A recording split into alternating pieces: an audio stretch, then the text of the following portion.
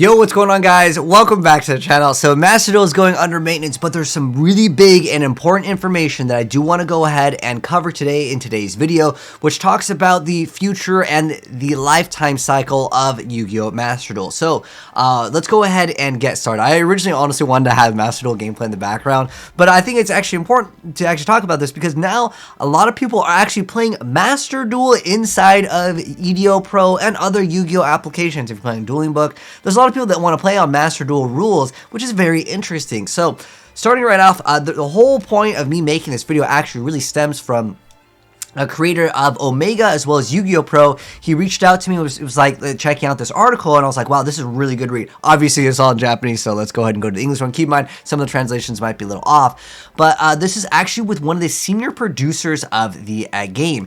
So going up, they actually interviewed a senior producer, and go to his name, let's just type in Control F, senior producer Kenichi Kotoka is his name. So yeah, they interviewed him. They basically got all the info. I'm just going to talk a little bit about it while I just have some gameplay in the background. But for the most part, I wanted to go over what I actually had discussed about with another Yu-Gi-Oh! Player that worked on Omega as well as Yu-Gi-Oh!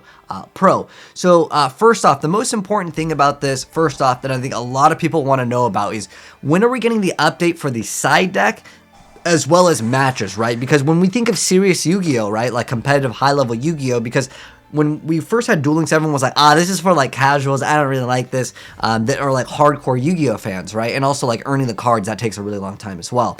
But with Master Duel, it's relatively like fair, I would say, with being able to build the deck that you want, and at least the first deck that you build, like you can basically, you know, craft whatever you want. And I wanted this game to be like the final Yu-Gi-Oh! Game, the official big Yu-Gi-Oh! Game that actually gets updated. In fact, I felt like Link Evolution, if you guys have played Legacy of the Duelist, that game was really good. That could have been the last official Yu-Gi-Oh! Game. As long as they just kept on updating it, it would have been fine. However, you know, with Yu-Gi-Oh! They always release a new version of, you know, Yu-Gi-Oh! And then you have to re-earn your cards, or in some cases you have to repurchase your cards, which can get pretty nasty with the prices, especially if you're going to be buying new cards when they get banned. Like, when's the new ban list coming out? We'll talk all about the ban lists and stuff like that as well, which actually kind of gets covered in here. So what it comes down to is Master Duel will be separate, and that's why this video is super important. A lot of people are like, okay guys, it just came out, we're going to get the TCG ban list, the OCG ban list for the OCG players. A lot of people were speculating on Yu-Gi-Oh! Forums and stuff like that about, like, you know, just because we got the TCG ban list, how come it's not updated? And a lot of people felt like it was disconnected, and it will actually stay that way. So it's good and bad news. I'm going to just go ahead and spectate another random duel over here, just so we have something to watch while we are talking about things.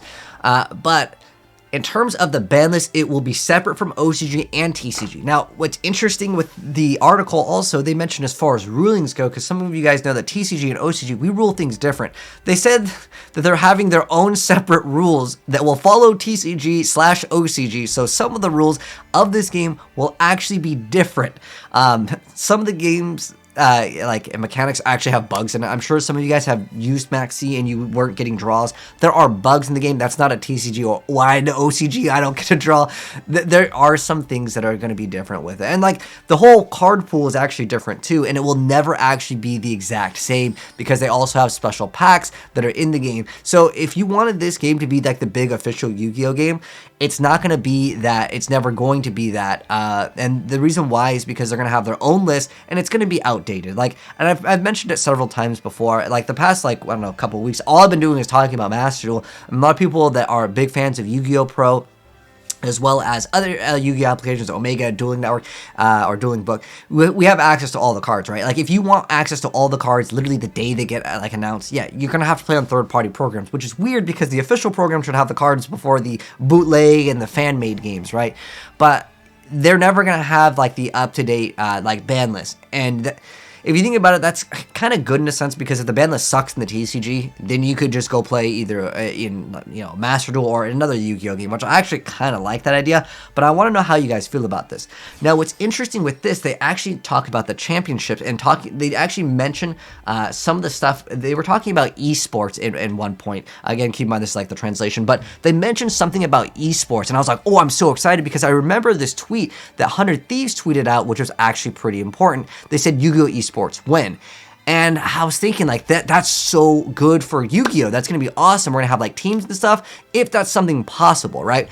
But then I was having this discussion with one of my homies from Omega, one of the creators of Omega, and we're talking about prize pool. Like, if you look at the Hearthstone prize pool of Hearthstone, which is another card game, we're looking at a prize pool of 3 million. Magic the Gathering has, like, first place gets 70,000 and a total prize pool of $250,000. Like, this is huge, right? This is awesome, and this is great news for potentially YuGiOh in the future. But then I'm like, you know what? YuGiOh has always been kind of low end on the prize pool. Hopefully, this will actually change if they bring it into esports and they actually have a big tournament. I'm curious to know how you guys feel about this. But I've always talked about this, that you cannot be a pro YuGiOh player. What I mean by that is it cannot be your profession. It cannot be your job. If you go to every online, remote duel, are they giving out prize pools to actually sustain your living? No. You can maybe, well, back when I played, we got mats. I even had the YuGiOh, there's a regional binder. You also get like a regional qualifier mat. Sometimes you would get a packs, and then on top of that, if you would qualify for even bigger tournaments, you would actually have access to prize cards that were worth a few $100s. But even back in the day, back when they were called SJCs, you had prize pools of like much higher, but it was only in forms of cards. You also had game consoles as prizes. You had iPads and tablets, but at the end of the day, the prize pool of most of the things would barely equal the price of your deck. Like, if you had to fly and you have to have your deck, like some of these YuGiOh decks are several $100s, right? Like, we have to spend a few $100s on our decks, and then we could talk about flight and hotel for these YuGiOh events. You would actually go to the event, win first place, and actually lose money for the most part.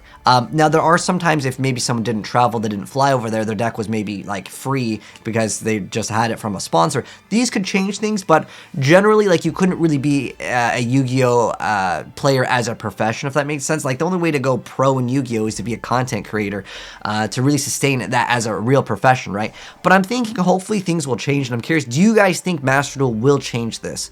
I mean, they did kind of listen to the players, but in terms of like how it was designed, it's the best of one. Can you guys imagine going to a YuGiOh tournament though, and it being the best of one? They want to keep it that way, and I understand why. And I was actually, the person that worked on Omega was talking about this, and he put out a really good point. But shout outs to AM. I'm gonna link Omega down below also to give him a shout out. But because it's another YuGiOh game, you get all the cards for free, and it's it's a fantastic application as well. It's probably one of the best looking YuGiOh games. That would be like a fan-made game. But like, he was talking about how long it would take if they happen to have like a tournament with a large player base. He said, let me scroll up. It was basically like if there was a player pool of 512 players, and you multiply it like 8 rounds times, was it like 40?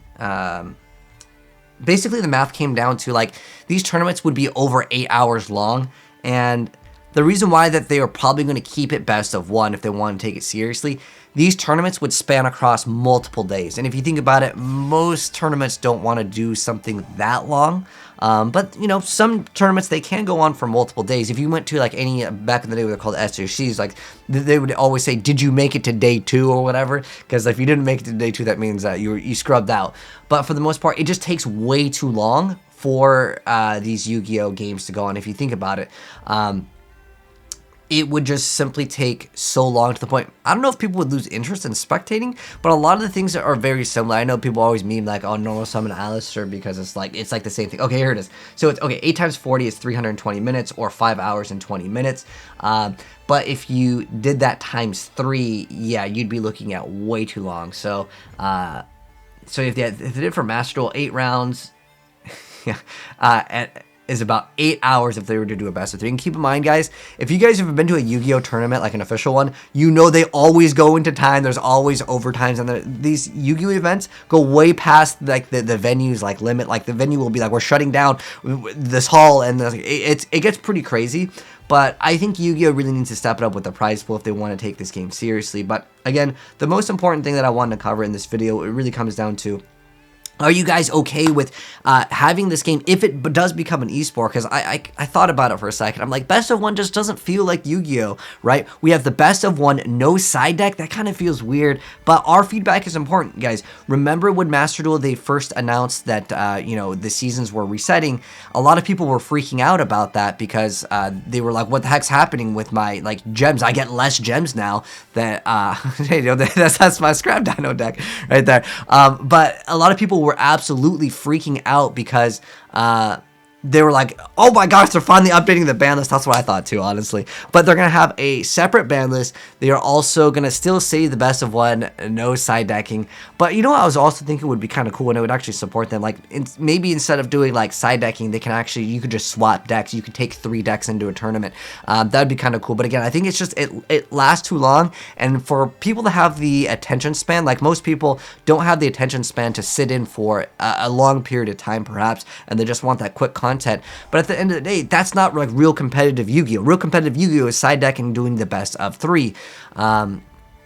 So I don't know how I feel about it. Like, it's very mixed feelings. Like, yes, there are positives to having a separate ban list permanently.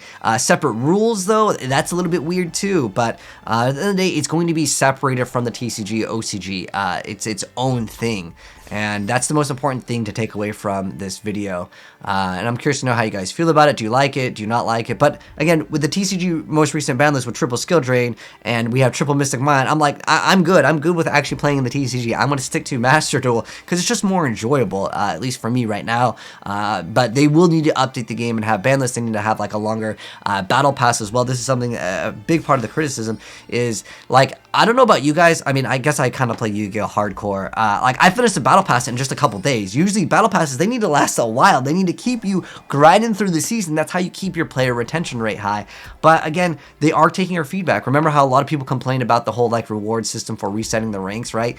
And then Master Duel's like, oh guys, we're sorry, we'll hook you guys up. And then so keep that in mind as well. That is something that you got to be vocal about this. So be vocal about it. Maybe they will change. So let me know how you guys feel about it. Do you guys like that they have the separate ban list? Do you guys like not having a side deck? Do you guys want this to be an esport that has no side deck, best of one? Like, it just seems it's kind of weird. I don't know. Let me know your thoughts down below. There's just so many things, and I feel like I'm ranting at this point. If you enjoyed the video and discussion, drop a like on it. If you're new here, hit subscribe, turn the bell if you want to be up to date on more Yu-Gi-Oh! Master Duel as well as Yu-Gi-Oh! news. And I'll catch you guys in the next one. Peace.